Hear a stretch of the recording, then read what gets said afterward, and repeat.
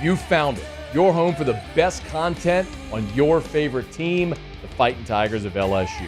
Do us a favor, subscribe to the channel, leave your comments below, and be sure to smash that like button.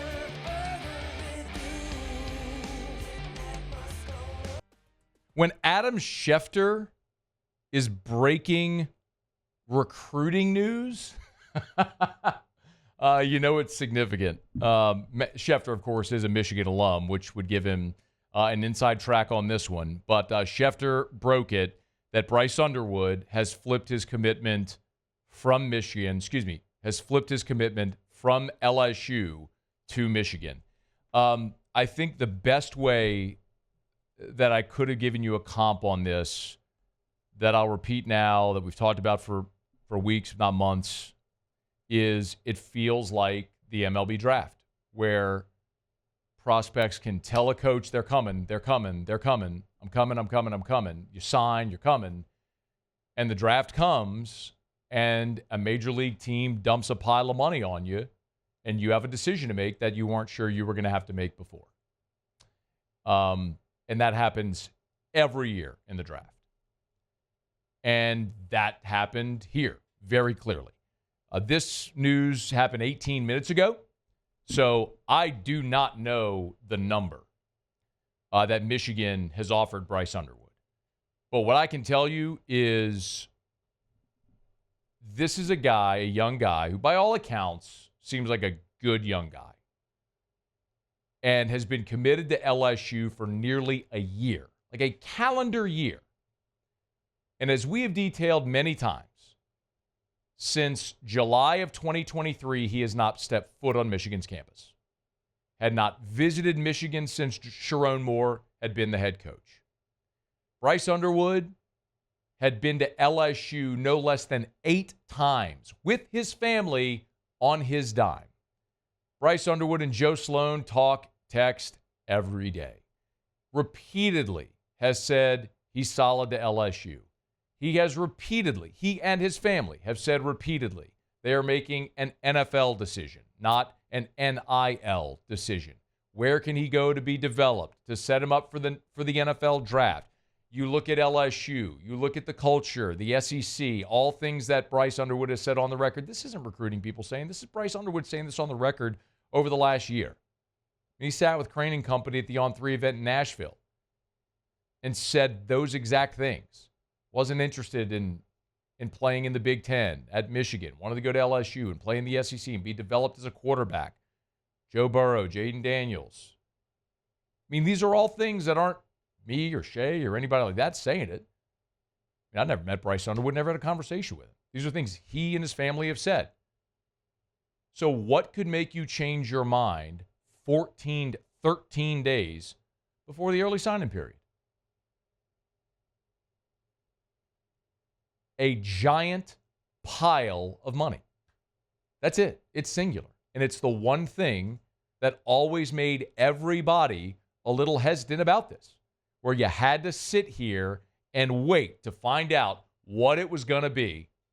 Would you be able to push this across the finish line with Bryce Underwood? I have no problem telling you this, that last week, with my own 2 eyes, I'm telling you what I saw. LSU had a 7-figure NIL offer on the table for Bryce Underwood in 2025. He would have been paid 7 figures at LSU in 2025. So we've talked about the stories for 2 months now. When Dave Portnoy got involved, and then it progressed. You've had other Michigan people get involved, talking about paying $1 to $3 million a year. And the other component of this that we've talked about, but maybe should have talked about even more. Yesterday on this show, attorney David Fleshman was here. We talked about cost of attendance going into effect on July 1 of 2025, which everyone is anticipating it will. And what that will do, in effect, is cap. It will allow athletic departments to share in their revenue with their student athletes, but in effect will cap what student athletes can make. So all of these collectives, and the idea is collectives will probably they'll go the way of the dodo bird. But all of these collectives that have money right now in their accounts have got to dump it before before July the 1st. So all of the people associated with collectives and all these programs are thinking, how do I spend all of this money now? And it becomes effectively an advance for the players currently on your roster or guys that you want to sign. So whatever number Michigan had sitting in its kitty, its collective hopper, that it felt like it had to spend before July 1, they were able to make the way I phrased it, the Godfather offer to Bryce Underwood, the offer you don't refuse. I don't know what that number is. I have no idea. I'll tell you that I know what Michigan had offered Bryce per year. And listen, that became public last week. There was a report last week that became public about the $10.5 million offer over 4 years. And what I'll tell you is, as we broke that down, if Bryce only plays 3 years, then you actually look at the per year. The difference between LSU's offer and Michigan's offer wasn't significant. What I tell you would be significant, absolutely, is if Michigan said, okay, Bryce, that was 10.5 over 4 years. What if we give you 8 up front? What if we give you 5.5 up front? Right now, boom, here's $5 million. You want it? I don't know. Again, I want to be very clear. I don't know the number. I don't know the number that Michigan ultimately gave him. But what you can take it to the bank. No pun intended here. Or maybe a little bit pun intended. You can take it to the bank that Bryce Underwood had a giant pile of money, like a one-time lump, dumped on him right now. And that number had to keep going up and up and up till it finally got to a point where you just don't say no. It was the thing we all were concerned with, feared, worried about, wondered about this entire time. What happens if Michigan throws the Godfather offer on Bryce Underwood? And apparently they did now, 2 weeks before signing day. I mean, that is a young guy who has spent the last year of his life, he and his family, not only saying, but showing, doing everything that would suggest to you he was solid to LSU, as solid as can be. So what changed? A giant pile of money. Now, for LSU, I would assume you spend the next 2 weeks trying to convince him to change his mind. I don't know if you can. I don't know what the dollar amount Michigan has offered. And if LSU could match it, you'd think they would. Now, LSU's got a couple of deep pocketed people that they can go to and maybe say, you want to help us out? See if you can get close again. But 2 weeks from signing day, and you're going to make this announcement, it would feel like, and again, this is 20 minutes ago, so I'm live on air. I've not had the luxury of calling or finding out information yet. But it would feel like Bryce, his family, when Michigan makes this offer, whatever it was, would have called LSU and said, here's the deal. Can you match? Can you get close? And at some point, you got to walk away. And apparently that's where this has gotten. Now, the gigantic question becomes, because you were all in on Bryce Underwood, and why wouldn't you be? You were all in on Bryce Underwood. Where do you go now?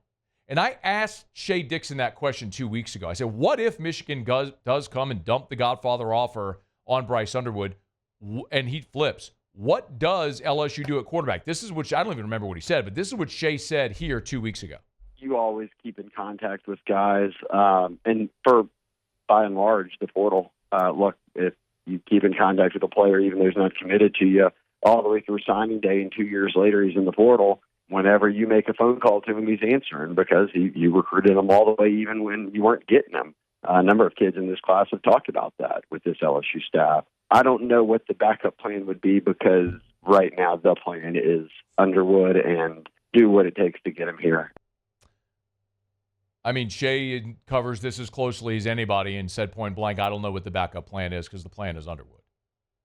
And now, as you look ahead for LSU, for everybody, every one of y'all who's been saying, man, you hope Nuss leaves and you want Underwood to come in and start as a freshman, that's off the table. You better get down on bended knee and hope and pray that Garrett Nussmeier comes back. Because after Nussmeier, now you've got Ricky Collins, who hasn't taken a meaningful snap. You got Colin Hurley, who reclassified and is a young freshman who's redshirting this year. And A.J. Swan, who transferred in from Vanderbilt, could come back next year as well. Does he? I don't know. We'll see. But it's Nussmeier as your best option for next year and a whole lot of gigantic question marks after that. So if Nuss is projected, hypothetically, as a first-round pick and leaves, all that money you had tied up in recruiting Bryce Underwood immediately shifts to the portal to see, can you go find a Dylan Gabriel? Can you find a one-year hired gun to come in, help you steady things while you try to rebuild that the depth in that quarterback room? Because Bryce Underwood was your plan for the next 3 years. And that just went out the window today. Bryce Underwood flips to Michigan. As we find more, we'll certainly share it with you here. Hey, thanks so much for watching. Please leave your comments. I love to interact. And be sure to hit the red subscribe button below.